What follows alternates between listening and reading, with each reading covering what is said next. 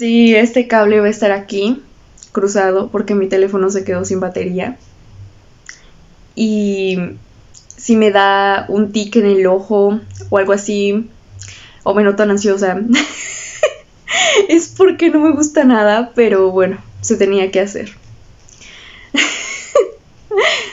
Hoy vamos a hablar de unos personajes de la historia, güey, que fueron cabroncísimos. O sea, y yo no he visto que nadie hable así de ellos. Y la verdad es que al mundo le hace falta ese sabor. Los académicos, güey, nunca te van a hablar así de los trascendentalistas. Solo otra alma trascendentalista puede hablarles porque los entiende profundamente. Es como si, no sé, este, los de voleibol, o no, ni siquiera los de la misma rama, sino vamos a poner unos cocineros quieran hablar de futbolistas, güey, pues no les entienden. Y aunque muchas veces los filósofos han intentado hablar, creo que a veces los conceptos quedan bastante cortos. Y de hecho, el fundador del trascendentalismo, del cual hablaré, el fundador del trascendentalismo, del cual hablaremos hoy, decía esto, güey,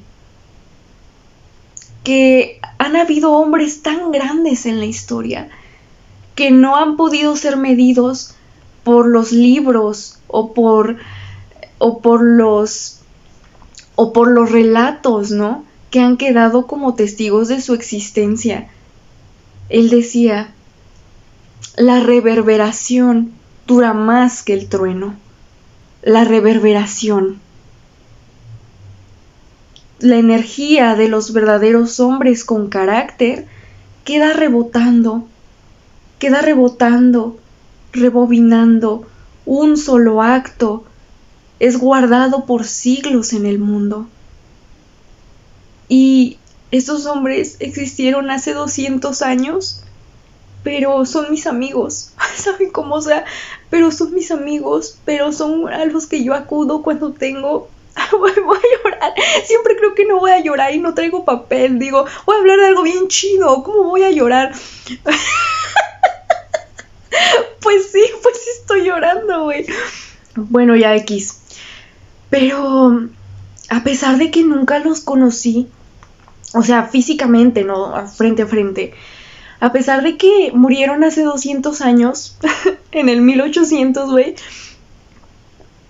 a pesar de eso, son mis amigos, son a los que yo acudo cuando tengo problemas, porque yo no puedo hablar de mis problemas con mi gente, ¿no? Con mi familia. Yo no puedo hablar de mis problemas con ellos, porque mis problemas no son los típicos problemas mundanos de que, ay, me peleé con mi novio, no sé, ¿verdad? Que no les estoy restando importancia, simplemente mi camino es muy diferente. Y son problemas existenciales, son dolores del alma. Entonces yo acudo a ellos, ¿no? Y digo a ellos porque vamos a hablar de dos personajes. Ralph Waldo Emerson, el fundador del movimiento trascendentalista, y su discípulo y mejor amigo Henry David Thoreau. Vamos a hablar de los dos. Yo acudo a ellos. Y bueno, vamos a comenzar. Les voy a comenzar hablando cómo conocí el trascendentalismo, porque la historia fue mágica. Este video va a estar larguísimo, ¿eh? Les voy a poner en la caja de descripción los tiempos para que vayan a la parte que más les interesa. Si quieren verlo todo, yo siento que no va a haber pierde. Va a ser un viaje épico de principio a fin, pero bueno, ya empecemos. Yo conocí el trascendentalismo hace unos 2 o 3 años, ¿verdad? En ese entonces mi contexto era muy diferente. Yo era muy diferente a como soy ahora. Estaba metida en una relación tóxica que yo creía que era el amor de mi vida y que se decía además llamar filósofo y tal y cual. Entonces yo, como para tener tema de conversación con esta persona, empecé a indagar en la filosofía y encontré el trascendentalismo, güey. No sé ni cómo me llegó, o sea, de toda la filosofía. No me llegó la más clásica, no me llegó el Sócrates, que también lo leí después, no me llegó no sé, Aristóteles, no me llegó nada de eso, güey. No sé qué chingados pasó, que me llegó como un movimiento muy específico, ¿no? El trascendentalismo. La primera obra que leí del trascendentalismo fue Confianza en uno mismo, o Autosuficiencia, que escribió Ralph Waldo Emerson, ¿verdad? Donde habla sobre la mayor riqueza del hombre, y que esta es poder ser autosuficiente, poder servirte a ti mismo, tener autoconfianza sin importar lo que los demás digan, que no te muevan de tu centro, que no que no te escudes incluso bajo nadie y que te atrevas a hablar con tu propia voz, ¿no? Todas estas cosas son las que el plan está mucho más profundo, ¿verdad? Pero este video va a durar siglos y lo explico todo. Entonces, bueno, básicamente de eso va. Y después me encontré con otro ensayo que, a ver, para los que no conocen el trascendentalismo, güey, Emerson era un cabrón. Y lo digo así, no como grosería, sino como un halago muy mexicano, pues. Porque era un don señor del pensamiento, o sea, porque no solo Emerson no era reconocido por usar conceptos bien difíciles o por no, güey.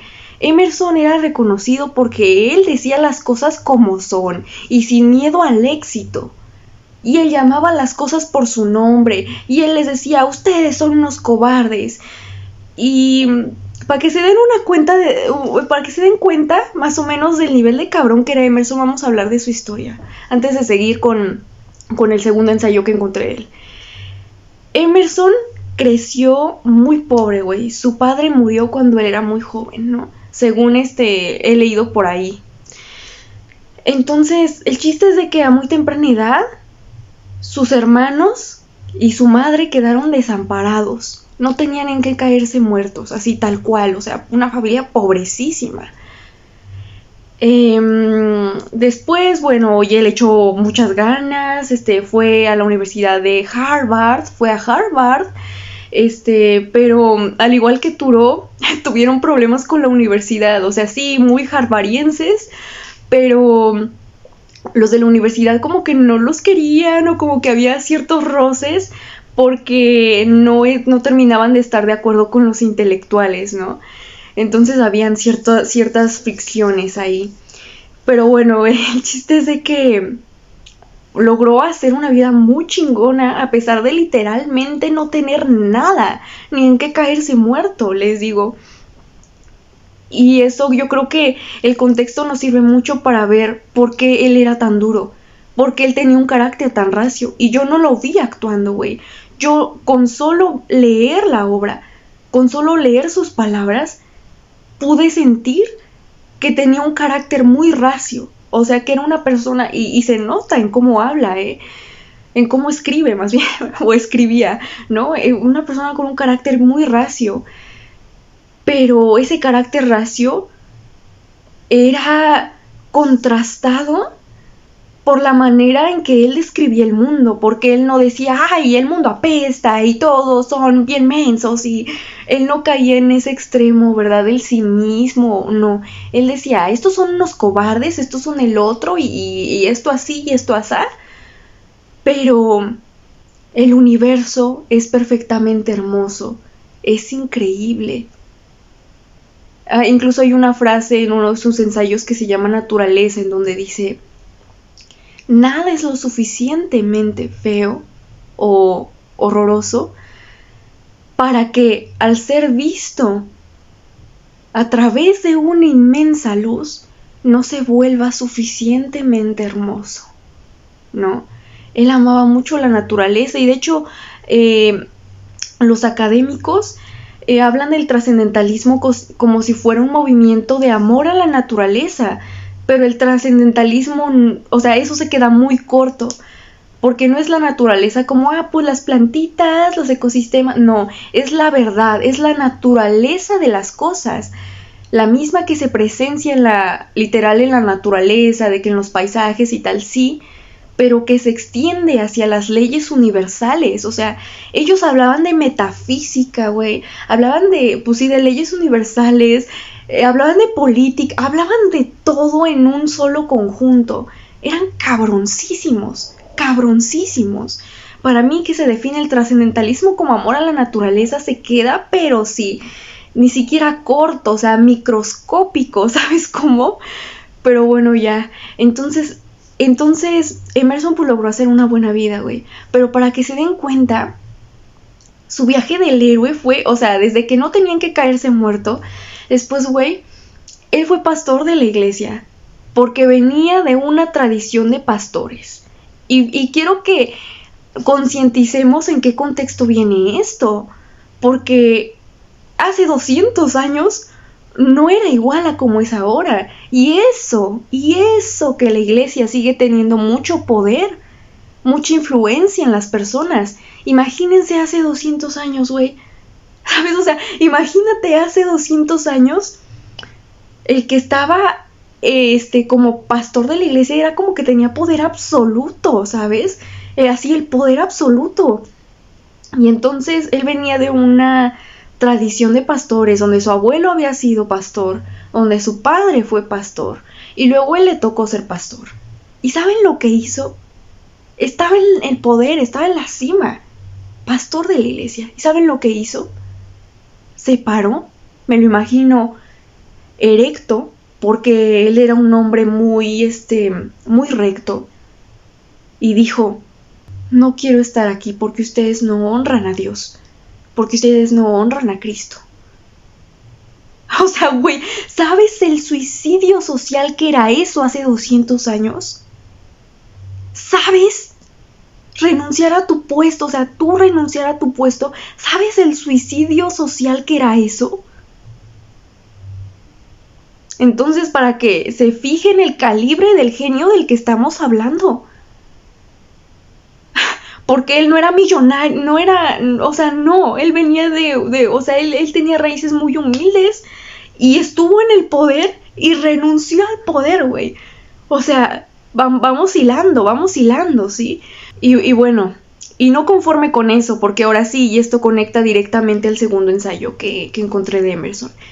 Compensación. Compensación es un ensayo, es una obra maestra, güey, que es una crítica a la iglesia,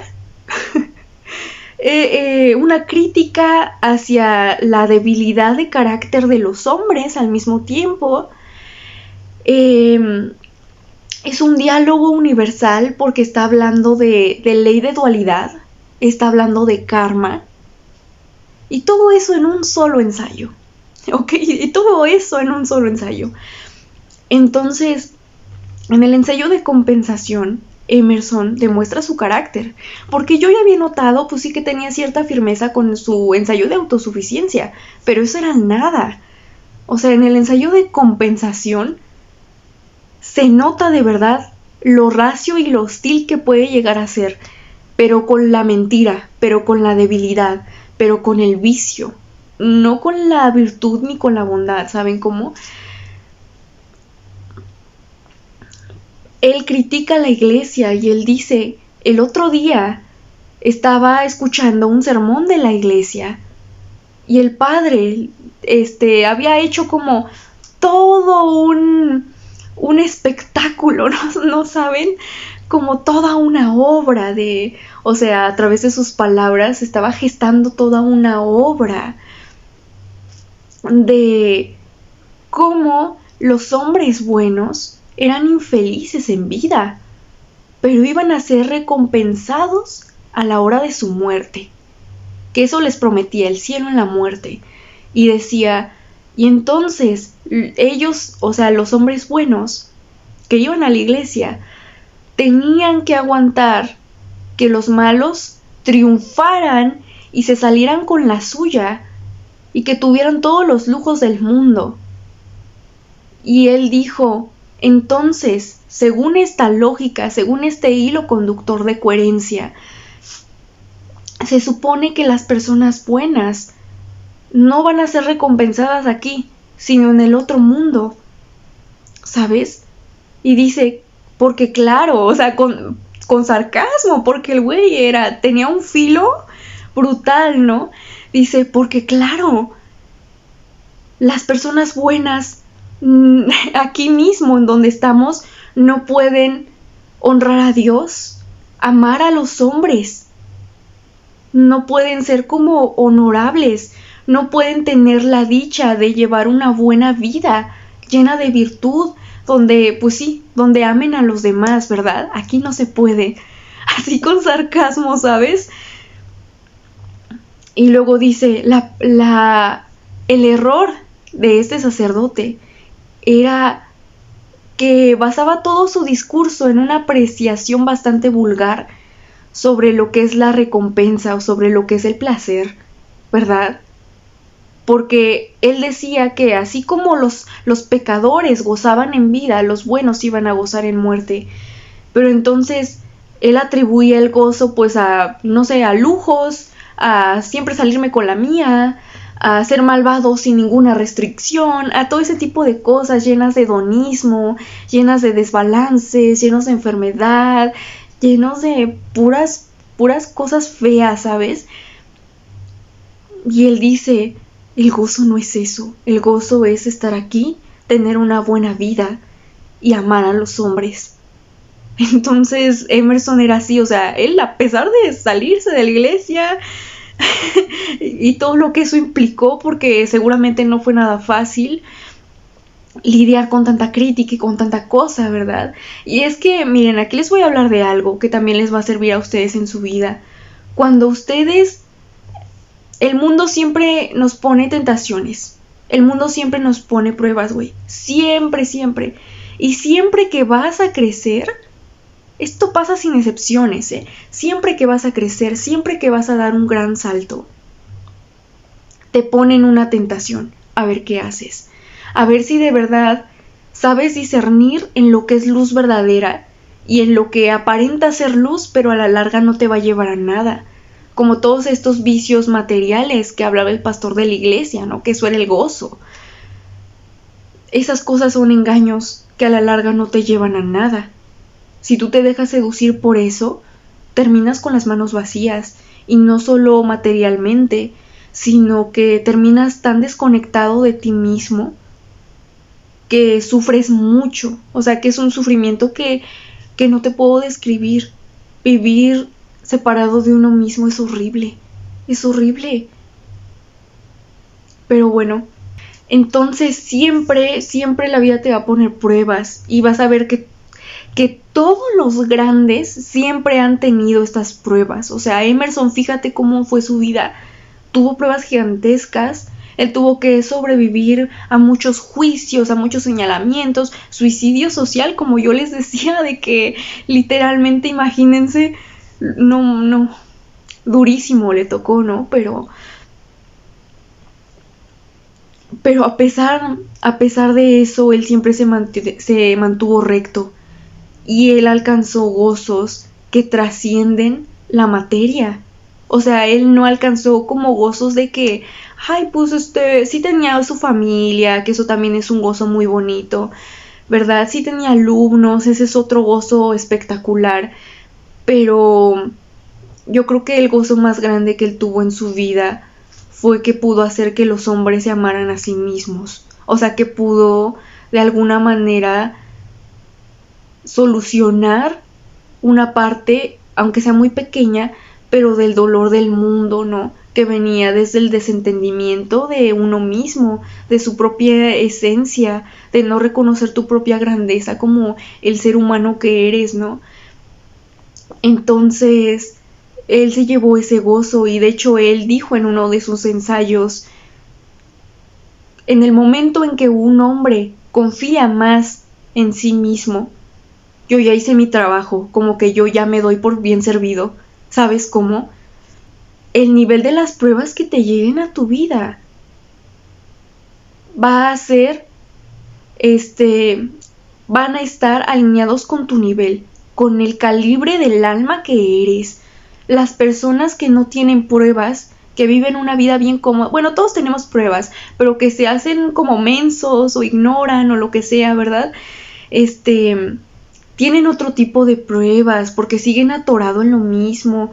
Pero cuando tú tomas el control de tu vida y tú dices, me voy a hacer caso, te van a llegar chingadazos bien fuertes, güey.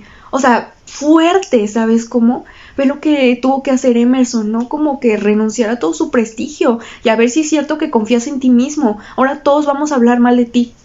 Ahora todos te vamos a juzgar porque te saliste de la iglesia. Ya ahora estudiaste con nosotros en nuestra universidad, pero como que le vamos a dar la vuelta, o sea, como que vamos a hablar mal de ti, porque no estamos de acuerdo con que seas tan libre, o sea, todas esas cosas. Y una persona de carácter débil con eso no puede, flaquea, se cae luego. Entonces este tipo de pruebas demuestran el calibre del alma que eres. Como decían los estoicos, las pruebas te revelan a ti mismo, ¿sabes? Entonces, pues sí, Emerson era un cabroncísimo y eso es indiscutible. Y esa es un poco su historia, ¿no? Pero él logró hacer algo que incluso él logró hablar de cosas tan complejas que apenas se están descubriendo ahorita en la New Age, ¿verdad? En conceptos tan difíciles, pero al mismo tiempo tan fáciles, porque él hablaba de forma muy simple, pero su filosofía no era simple. O sea, él hablaba como muy simple, pero su filosofía no era para nada simple. Les digo que unía lo cósmico con lo terrenal y luego logró unificar. Bueno, estaba en ese proceso, ¿verdad? Porque le faltó un poco para terminar de concretarlo por completo.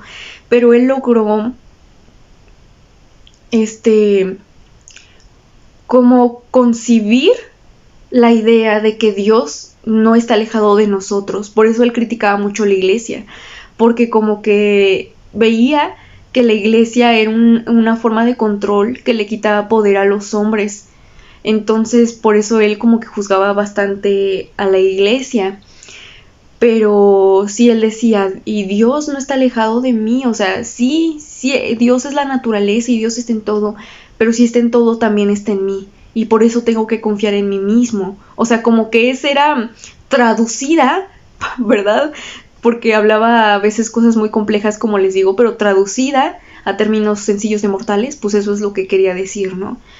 Y ese logro está bien cabrón, o sea, hacer eso de verdad es algo muy muy serio, algo que su servidora también está intentando hacer a través de su propia obra, ¿no? Pero él fue una gran inspiración para mí. Más que eso, encontrar a Emerson para mí fue encontrar un amigo, fue encontrar a una persona que por primera vez en mi vida hablara las mismas palabras y supiera darle nombre a lo que yo sentía. Yo no podía darle nombre porque yo sentía que era mala por sentir de esa forma, por tener carácter, porque Emerson enseña y habla mucho acerca del carácter, pero la New Age y las filosofías actuales y todo eso como que les falta mucho carácter. Entonces yo me sentía muy desligada, a pesar de estar en ámbitos espirituales, sentía que no me entendían. Y pues sí, para mí encontrar a Emerson fue validar una parte de mí que yo no había podido validar, porque desde que era niña siempre me hicieron sentir que tener carácter era ser agresiva. Poner límites era, estás siendo bien rebelde, o eres egoísta, o eres egocéntrica, porque no te dejas controlar y no te dejas hacer como yo quiero, ¿sabes cómo? Entonces fue una herida que me dolió mucho y que solo he podido sanar como a través de encontrar esta clase de material y esta clase de libros que no he podido sanar con nada más, ¿saben? Ando muy sensible porque estoy en esos días sagrados de mujer, entonces ustedes saben cómo se pone una. Pero los honro mucho, me gusta mucho ser mujer. Pero bueno, ya en fin. Entonces bueno, así Emerson, ¿verdad? No vamos a extendernos más, porque ahora quiero hablar de otra figura y después vamos a entrelazar la historia de estas dos figuras. A estas dos figuras, quiero que sepan, los conocí por separado, Yo no supe, ay, Henry David Thoreau era alumno de Emerson y por eso lo busqué. No, o sea, me salió naturalmente en recomendaciones porque estaban relacionados, los dos eran trascendentalistas, pero hasta hace relativamente poco yo no me enteré de la relación realmente tan estrecha que tenían ellos dos. Y es mágica y es increíble y es maravillosa, así que también se las voy a contar. Pero bueno, entonces el Emerson. Me gusta hablar así como si fueran mis amigos y no como de que, ay, el señor Ralph Waldo Emerson, el señor Henry David Thoreau, porque eso es frío, eso no es cercano y yo realmente siento que si ellos vivieran no les molestaría que yo me dirigiera así, de esa forma a ellos, con cercanía a ellos, porque cuando un alma es muy parecida a la tuya, no te ofendes, o sea, como que es, incluso si, bueno, sí, incluso si fuera diferente, es como, pues X lo que digan los demás de mí. Ven que hasta el Emerson decía como de que, ay, yo no quiero estar al ojo público.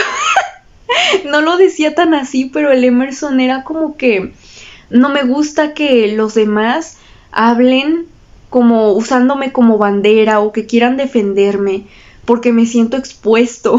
Él decía, me siento expuesto. Una clara prueba de que a él no le interesaba la fama. A él solo le interesaba ser él mismo. O sea, y en todos sus libros lo dice, ¿no? Pero pues sí, así el Emerson no le interesaba que lo adorasen, ni nada de eso, ¿sabes? Entonces ya, Henry David Thoreau, porque si no me extiendo más. Henry David Thoreau, este personaje, se hizo muy famoso por un ensayo que escribió. Dicen hasta la fecha, es uno de los ensayos políticos más importantes de la historia, güey. Ese ensayo se llama Desobediencia Civil. Es un clásico, se hizo un clásico, ¿verdad? Desobediencia Civil es un ensayo que habla acerca de la filosofía que tenía Thoreau de desobedecer al gobierno o de desobedecer las leyes cuando éstas eran tiranas. No quedarse en ellas por comodidad o por miedo, porque papá Estado me abandonase o me hiciera algo malo si yo no estoy de acuerdo con ellos. O sea, Thoreau era una persona íntegra, cero manipulable. Así se los digo, y de hecho les quiero contar una anécdota epiquísima que involucra a Emerson también, pero espérenme, voy preparando terreno para llegar allá. Entonces, Henry David Thoreau, si ustedes ven un retrato, les voy a poner aquí un retrato de Henry, era una persona que tú lo ves, o sea, tú ves su retrato, tú ves sus ojos, era un hombre sensiblísimo, o sea, sensible, así, tal cual, era el arquetipo del mar, o sea, sus ojos son oceánicos, sus ojos son profundos. Henry David Thoreau no era como un hombre rebelde, nada más así como puro fuego, o no sé, como hay caracteres rebeldes, como por ejemplo Emerson era más fuego, era como más confrontativo, más de decir estos son cobardes y esto no sé qué, ¿sabes cómo? Pero Henry David Thoreau también decía las cosas de frente, pero detrás de eso se notaba una sensibilidad y una profundidad, güey, que quizá Emerson no se terminaba, aunque Emerson también era sensible, porque se notaba en la forma en que hablaba de la naturaleza, que no terminaba, o sea, Henry, y de hecho el mismo Emerson lo dijo, como que mi amor por la naturaleza es solo como algo muy pequeño, no recuerdo la palabra exacta que usó, pero dando a entender que era algo muy pequeño, dice, pero lo de Henry, dice, eso tiene otro nombre, o sea, eso me supera por creces, ¿sabes? Y se notaba mucho. Yo nada más lo noté con ver su foto, de que literal con ver sus ojos, pero era un hombre tan sensible. Por eso amaba tanto la naturaleza, por eso él podía describir la naturaleza como algo supremamente sublime, como algo que no tenía igual, como algo literal que las palabras se quedan cortas, y de hecho él no era quizá tan descriptivo. Tenía descripciones un tanto austeras, pero no dejaban de ser como hermosas. O sea, él no usaba términos rimbombantes para nombrar la belleza de la naturaleza, pero sí que con esa modestia él podía decir en pocas palabras lo hermosa que era, ¿sabes? Él tenía eso, él tenía de hecho una fuerza muy silenciosa. O sea, Henry David Thoreau era menos estruendoso que Emerson, ¿verdad? Sí le gustaba decir las cosas, pero era era menos estruendoso que Emerson. Tenía una fuerza más interna, más que venía del sentimiento, ¿sabes? Más como de rebeldía, de decir, se supone que tengo que contribuir con un gobierno tirano. No lo voy a hacer. Así cruzado de brazos, ¿no? No lo voy a hacer. Y esa era su forma de protesta, ¿sabes? Más que decir cobardes y no sé qué, como Cal Emerson, ¿verdad? Entonces, él tenía una integridad intocable, intocable, güey. Ese ensayo de desobediencia civil se hizo famoso porque Henry David Thoreau fue a prisión por no pagar impuestos, porque Estados Unidos estaba peleando con México. Y había muchas cosas, ¿verdad? En ese tiempo estaba en ese tiempo estaba lo del esclavismo. Estaba lo del esclavismo. Y obviamente Henry no estaba de acuerdo con la esclavitud.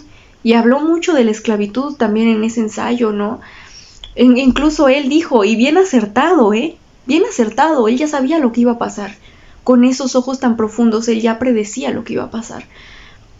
Él decía, cuando termine la esclavitud, no va a ser porque, ay, a las personas les remordió la conciencia, o se hicieron íntegras de repente, o lo que sea.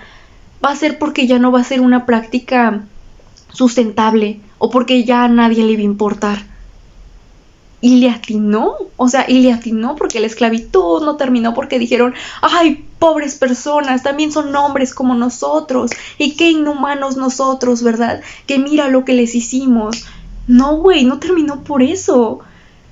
No terminó por eso, terminó por conveniencia del presidente, ¿sabes? Entonces, bueno, ya. Pero pedían impuestos para financiar la guerra que iba a tener Estados Unidos contra México, y Henry no los pagó. De hecho, bueno, es que no puedo hablar de Henry sin hablar de Emerson, entonces vamos a entrelazar sus historias.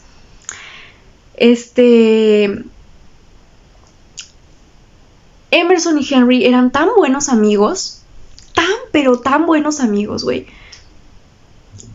que Emerson le prestó un terreno donde él construyó la cabaña en la que habla de Walden. Así se llama su ensayo de la naturaleza, Walden. Su vida en el bosque, apartado de la ciudad, ¿verdad? Él construyó con sus propias manos su cabaña para irse a vivir al bosque, güey. Un día, un empleado del gobierno, ¿verdad? Fue hasta su cabañita y le pidió los impuestos. Y él le dijo, no te los voy a pagar. Yo no estoy de acuerdo con eso y no te los voy a pagar. No, pues yo creo que el otro pensó que, ay, pues lo voy a asustar metiéndolo a la cárcel. ¿Sabes? Lo voy a asustar metiéndolo a la cárcel. Y van a ver cómo cambia de opinión y ya me paga los impuestos. Lo metió a la cárcel. Henry ni se inmutó, o sea, él se dejó llevar. Él estaba, yo me imagino que en su celda así como muy, pues, ok, pues aquí me voy a quedar, ¿sabes? Como muy tranquilo, no estaba así como de, no, estoy en la cárcel, no puede ser. O sea, él estaba como que, bueno, está bien. ¿Me quieres meter a la cárcel? Chido, ¿sabes? Chido, pero yo no voy a cambiar de la opinión. O sea, yo no voy a cambiar de opinión porque me hayas metido aquí. Porque me hayas quitado mi libertad. mi libertad aparente, ¿no? Yo no voy a cambiar de opinión por eso. Después, él no iba a pagar su multa, él iba a seguir sin pagar impuestos, o sea, él dijo, el tiempo que quieran dejarme, aquí me voy a quedar, porque yo no me voy a mover, porque yo no voy a flaquear, voy a defender la idea en la que creo, ¿sabes? Entonces, pues él dijo, yo creo que puse el tiempo que me quede aquí una semana, lo que sea, yo aquí me voy a quedar tranquilo. Pues resulta que no duró mucho, ¿verdad? Porque se enteraron que estaba ahí. Entonces lo sacaron de ahí, o sea, como que pagaron su multa y por eso él salió.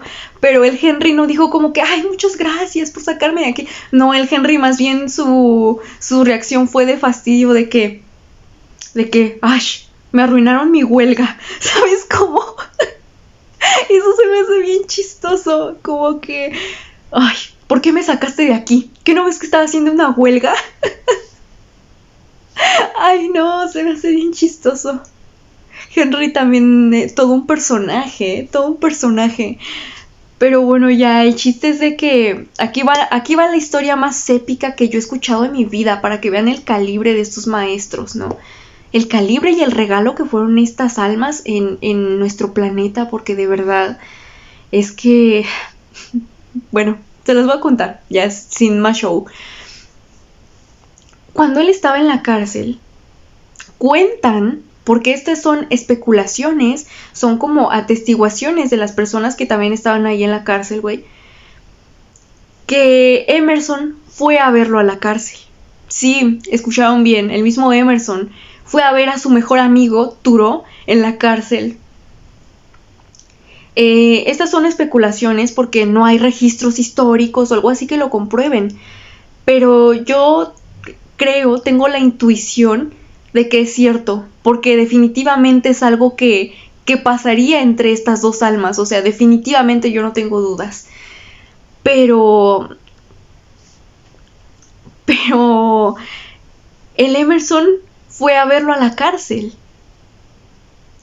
Muy tranquilo el señor, con ese carácter que también él tenía, ¿verdad?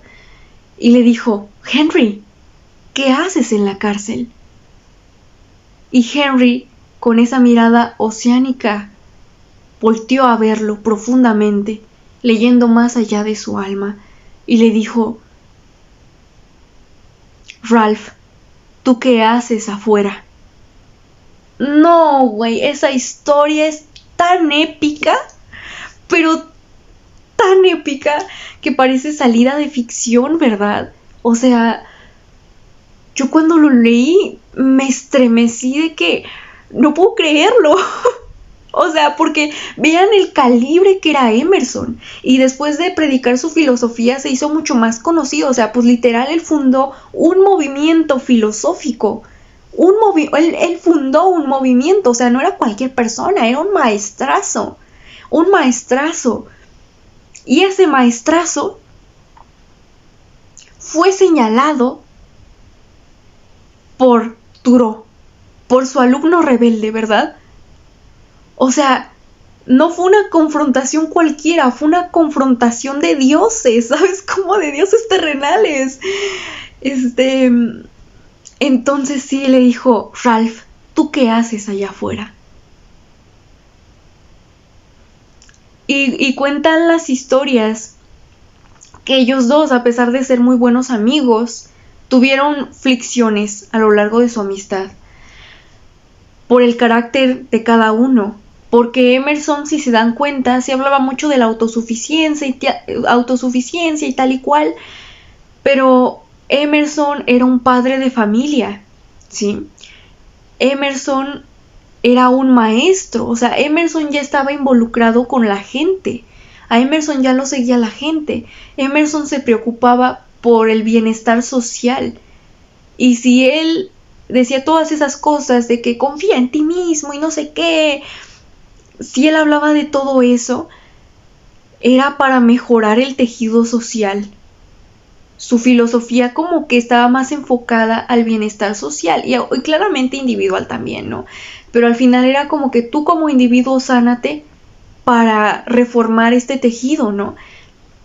Y Thoreau, a pesar de que los trascendentalistas ambos compartían un aire así como revolucionario, rebelde, retador, ese cuestionamiento de no ceder ante las normas impuestas, todo esto que es muy valioso, es ese criterio y ese amor por la naturaleza y ese amor por la verdad y esa creencia de que la naturaleza era sublime y de que las leyes universales, ¿no? A pesar de que ambos tenían esto, tenían caracteres muy diferentes y se ve incluso por cómo escriben y los temas que abordan, ¿sabes? A pesar de que los dos fueran como súper trascendentalistas, ¿no? Pero Thoreau, en cambio, Thoreau le decía a Emerson, tú eres una persona con un carácter a veces muy complaciente y como que por eso se caían gordos los dos, güey, porque Thoreau le decía, tú eres como una persona muy complaciente o con muy buenos modales o muy bien acomodado en la sociedad, ¿sabes? Y el Henry era mucho más rebelde, el Henry era como... Pues es que el Henry tenía un carácter más, más individual, como más rebeldía individual, como más por su misma sensibilidad, era como mucho más introvertido, como más hacia adentro, ¿sabes? Entonces eso los hacía pelear mucho porque Henry le decía, tú tienes como muy buenos modales sociales o como que estás muy bien acomodado en la sociedad. Y el Emerson le decía, ese Henry es un terco, ¿sabes? Como no cede ante nada, es muy testarudo, es muy terco. Y entonces peleaban los dos, güey.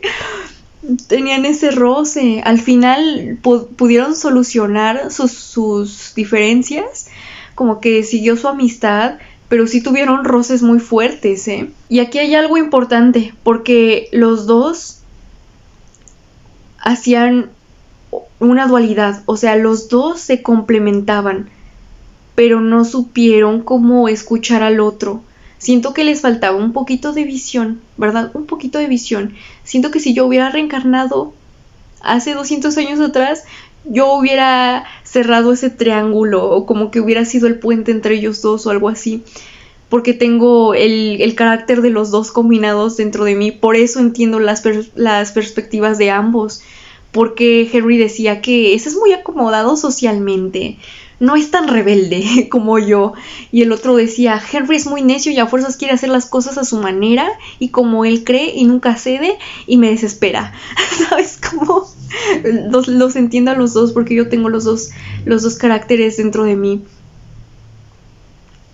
Pero aquí hay algo muy importante, estas dos facetas son arquetípicas y se presentan en los hombres, ¿verdad? La extroversión y la introversión. Son facetas, ay, me duele hasta cerrar la mano. Bueno, son facetas, pues sí, son polos, ¿verdad? Son partes de una misma cosa.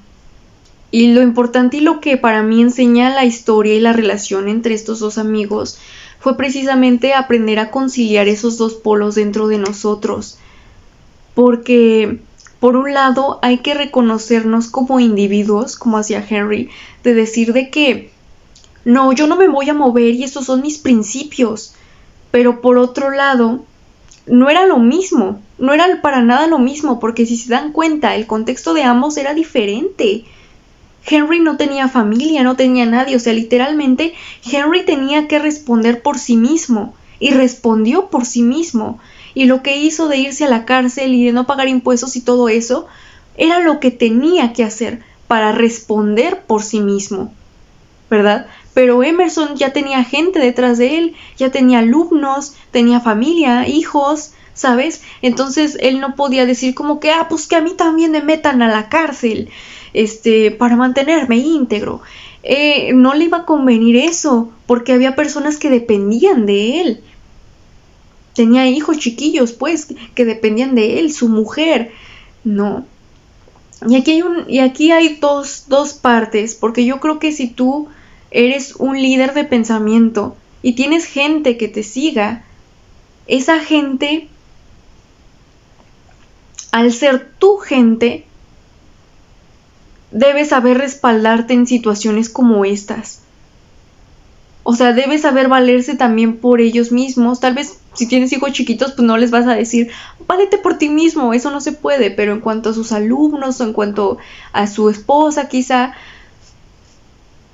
para dejar el terreno ya preparado por si en algún momento a mí, o sea, yo tengo que dar la cara y no puedo responder, no puedo guiarte como siempre lo hago, para que no dependas de mí, ¿sabes cómo? Y sí, parte de su filosofía era eso, ¿no? La autosuficiencia. Pero también que si estas personas, si esas personas realmente eran su gente, no se iban a molestar con él por tomar ese tipo de decisiones, porque los que son tu gente te entienden y saben que tienes principios que defender.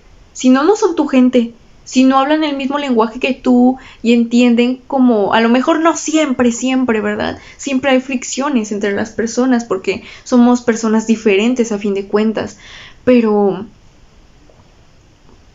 sí deben entender como que tú, al ser la persona del calibre que eres, vas a tener que pasar por ciertas cosas y ciertos desafíos que a lo mejor no van a ser convenientes para ellos si deciden seguirte, pero aún así, si deciden seguirte es porque saben que van a pasar esas cosas y aún así lo decidieron, o sea, porque son conscientes de las consecuencias que trae tu existencia en este mundo, ¿sabes? Eso significa ser un líder de opinión y ser un líder de movimiento, y eso significa estar al ojo público y todo esto, ¿verdad? Por una parte eso, que Emerson sí era prudente,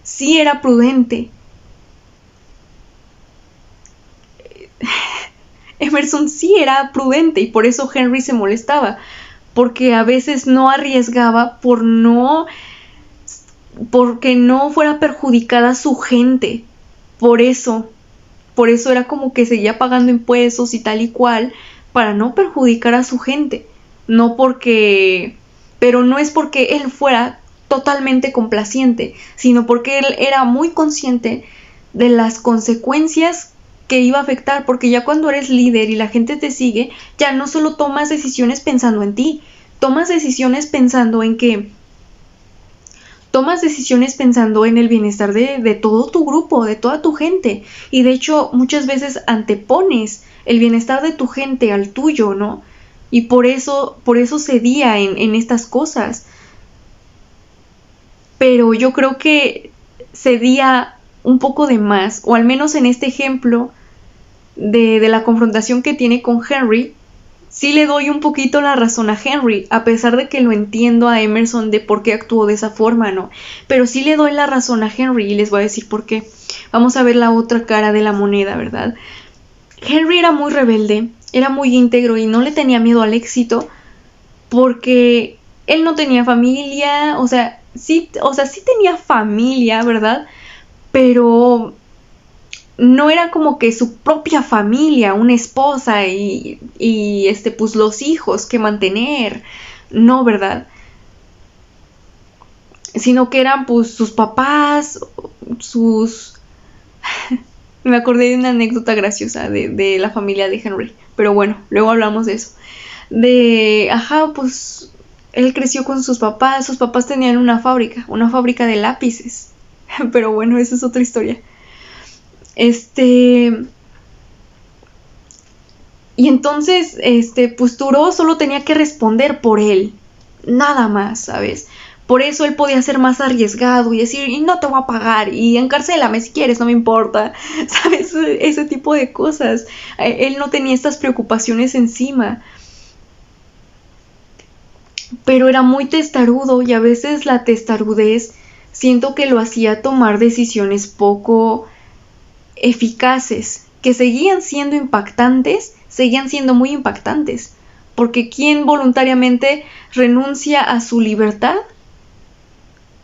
para mantenerse íntegro? ¿Sabes cómo? O sea, eso no pasa. Pero creo que si él hubiera hecho un poquito más de caso en su neces a Emerson, los dos juntos, Thoreau y Emerson, hubieran hecho algo muy grande. Hubieran hecho movimientos políticos gigantescos. pero ninguno de los dos cedía en su postura. Porque Henry tenía ese espíritu inquebrantable de a mí no me mueves de lo que creo. Y Emerson tenía esta preocupación social. Entonces, tú sabes lo que pasa cuando juntas eso, güey. Cambias el mundo. Revolucionas la historia. Así tal cual, revolucionas la historia. Pero lo que les faltaba era visión política, porque los dos eran muy como de, ay, pues yo estoy creando una filosofía y de autosuficiencia, ¿sabes cómo? Trascendentalista, pero a mí no me importa la gente, o sea, es que creo que es un problema que tenemos las personas que no nos interesa el poder, o sea, que es como que pues tú nada más haces las cosas porque es lo que son llamados de tu alma, no porque quieras riqueza y fama y esas cosas. Entonces, erróneamente muchas veces por esto dejamos que las personas desbalanceadas se queden con puestos importantes en la sociedad, ¿sabes? Porque no decimos de que yo puedo hacer mejor trabajo que él. Es como que, ay, ¿qué está haciendo este güey? Ni me importa, ¿sabes cómo? Entonces, pues erróneamente dejamos que ocupen esos lugares.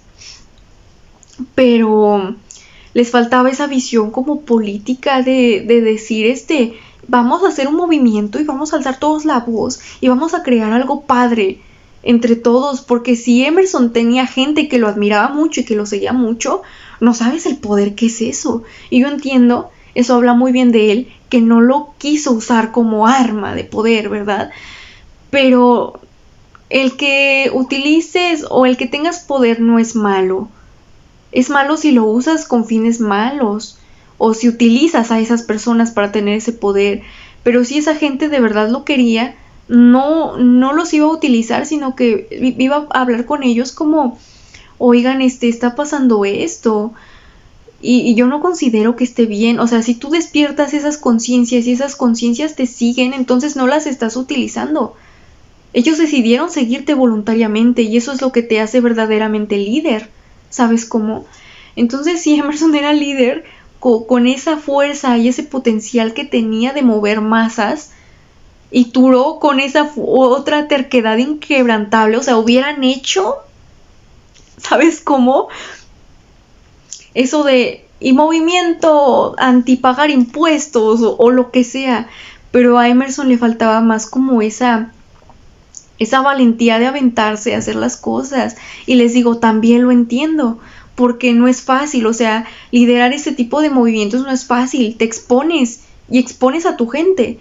Yo no creo que él haya tenido miedo de que lo lastimaran a él, yo más bien siento que él tenía miedo de que su gente saliera perjudicada, de que les hicieran algo a ellos, porque eso es lo que siempre piensa un líder, como que, pues no me importa si me insultas o me faltas al respeto, o no sé, o me haces algo a mí, yo tengo el carácter para lidiar con eso, pero mi gente, o sea, siempre es eso como de, pero mi gente, no toques a mi gente, ¿sabes? Entonces siento que iba por ahí, como les digo. Sí, pero con un buen puente, ¿verdad? Que los entendiera los dos, yo creo que hubieran hecho otro tipo de cosas, que de por sí ya lo que hicieron estuvo brutal, ¿eh? Eso de rebelarse, de elegirte a ti mismo ya es una rebelión, porque inevitablemente al elegirte a ti, cuando eres auténtico, cuando eres real, empiezas a ver todas las máscaras,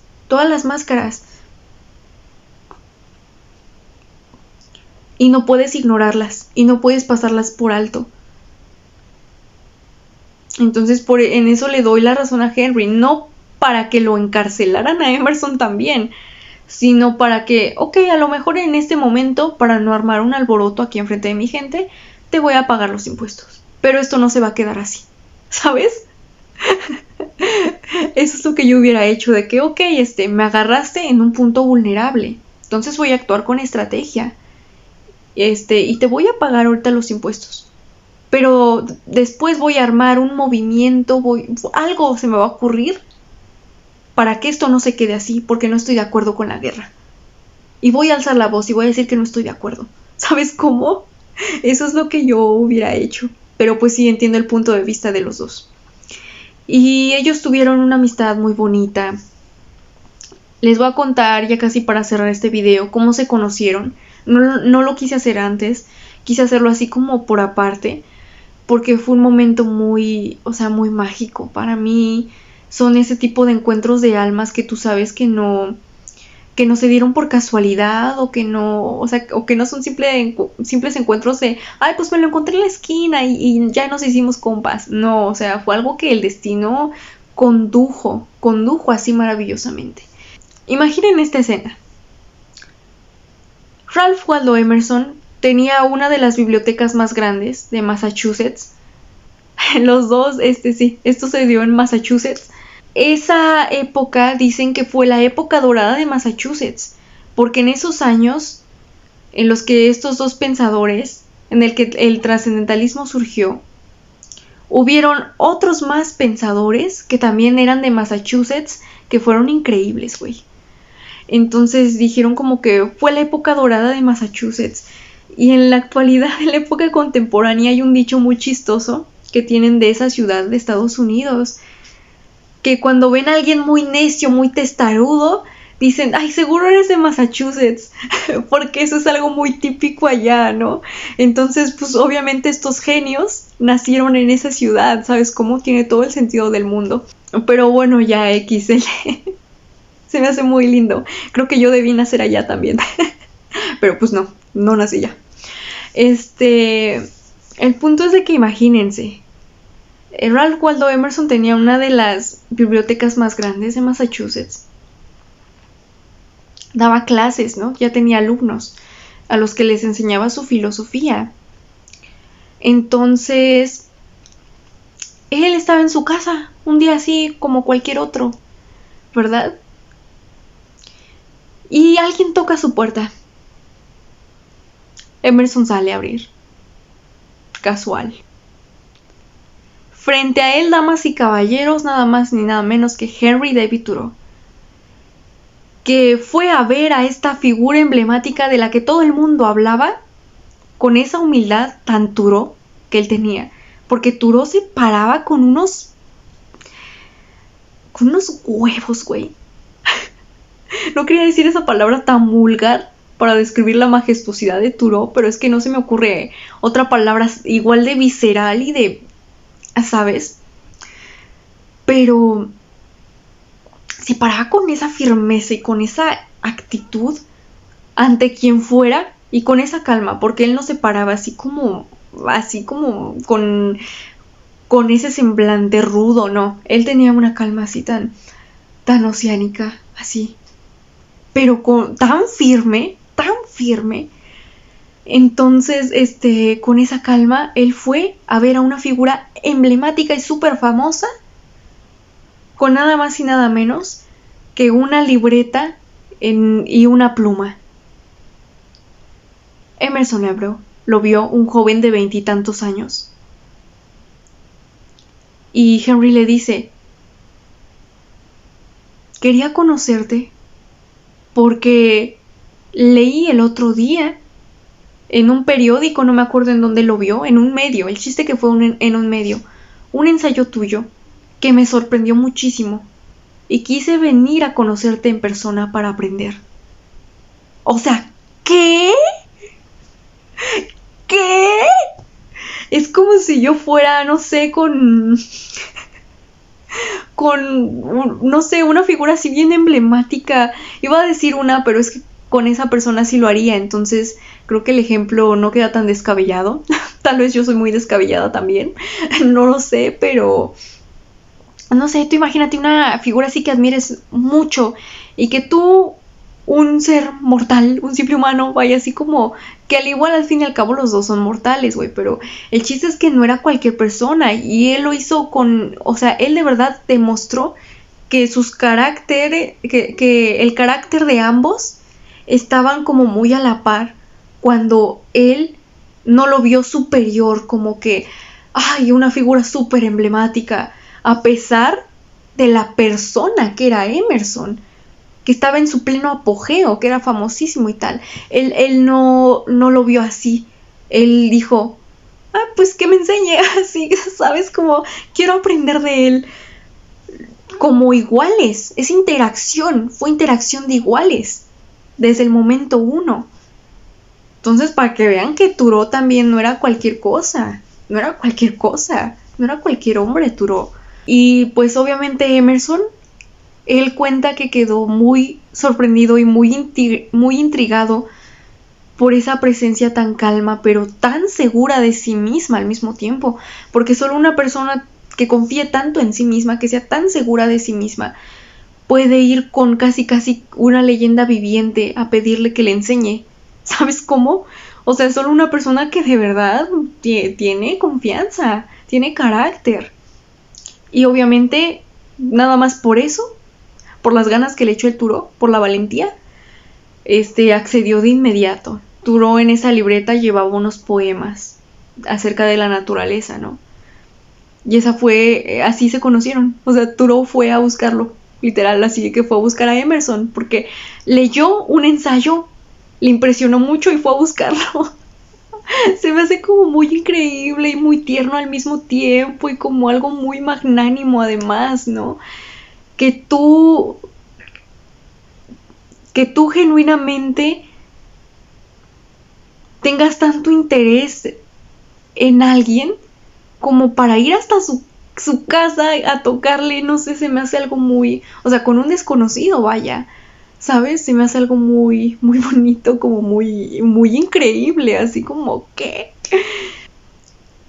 Emerson quería que Turó continuara su legado, por eso puso tanto empeño en él, era como su alumno favorito, ya sabes, cuando dices que no tienes alumnos favoritos, pero sí tienes.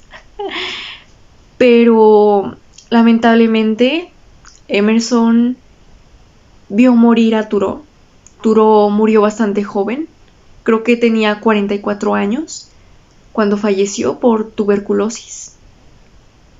Entonces, él fue a su funeral y le dedicó unas palabras muy bonitas. No las recuerdo textualmente, les mentiría, se las voy a poner aquí, pero o sea, textualmente lo que le dijo, porque no me acuerdo. Pero yo cuando lo leí, yo sentí, o sea, no fueron como palabras grandilocuentes en el sentido de que todo un párrafo, o sea, eran mejores amigos, güey. Y uno pensaría, pues le va a escribir todo un párrafo o todo un ensayo dedicado a él. No, fue una simple frase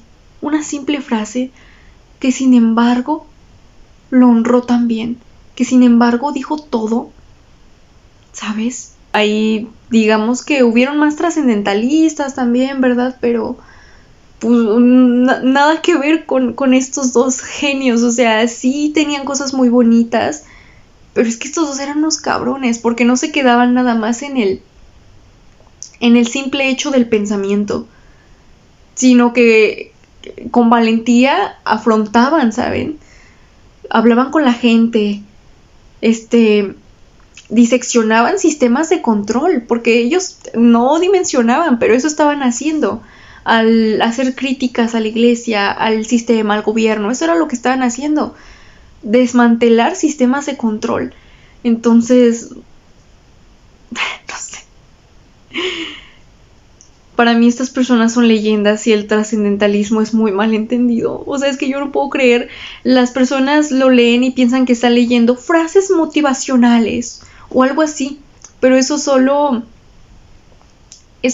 saca a la luz lo simplista de sus propias mentes, lo vulgar, el pensamiento vulgar, ¿verdad? Porque ellos en realidad, mis palabras no alcanzan a describir lo cabroncísimos que eran, o sea, realmente mis palabras no alcanzan a dimensionar su grandeza, y una prueba de que la reverberación dura más que el rayo es el hecho de que yo exista y de que existan seguramente muchas otras personas más como yo, a los que nos cambiaron la vida 200 años después de que fallecieran.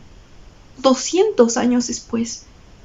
Esto de verdad es dejar legado, y que yo estoy parada aquí y haciendo mi propio camino gracias a ellos, o sea, gracias a que los encontré y que me pude espejear con alguien que pude encontrar como alguien que me entendiera, ¿sabes? Entonces está cabrón, o sea, de verdad, para que dimensionen nada más su obra. Es una obra trascendental, como el mismo nombre del movimiento, del trascendentalismo, ¿verdad? Y es una obra trascendental porque sobrepasó el tiempo, porque sobrepasó las épocas y después el eco se va haciendo más grande cuando se van uniendo otras voces. Ahorita yo no conozco a nadie más que siga este movimiento, pero pues hola, así de hola, yo sí lo estoy siguiendo y seguramente después espero otras voces se unan con la mía y así sucesivamente hasta que de repente ya seamos todo un ejército, incluso si no nos conocemos, si no somos contemporáneos, si no nos conocemos cara a cara. Yo sé que otras personas van a leer la obra que estoy haciendo, que voy a hacer a lo largo de mi vida, y se van a poder ver en ella y que eso va a hacer toda la diferencia en sus vidas. El trascendentalismo literal trascendió el tiempo, trascendió el espacio. Y eso es porque la verdad nunca muere, y ellos lo sabían. La verdad nunca muere, la integridad nunca muere, la virtud nunca muere. Entonces, pues, honor a quien honor merece, honor a quien honor merece.